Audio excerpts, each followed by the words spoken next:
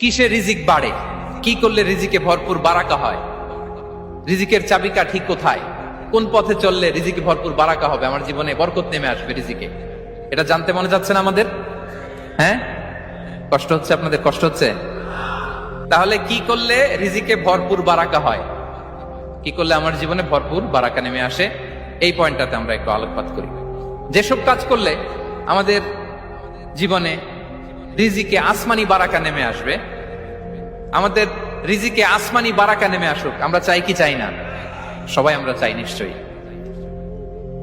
যে কাজ করলে রিজিকে আসমানি বারাকা আসে, এর এক নম্বর হচ্ছে তাকওয়াল্লাহ, আল্লাহর ভয়।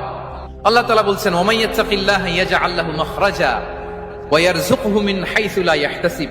যে আল্লাহকে ভয় করে, যে আল্লাহ সচেতন, আল্লাহ তাকে মাখরাজ, মাখরাজ মানে কি জানেন? ওই যে এক্সিট লেখা না এদিকে, এই এক্সিটকে আরবিতে বলে মাখরাজ, মানে কোথাও আটকাবেন না, বের হওয়ার রাস্তা আছে, কোথাও আটকাবেন না, বের হওয়ার রাস্তা আল্লাহ তাআলা অ্যারেঞ্জ করে দিবেন। You will have the way out from crisis.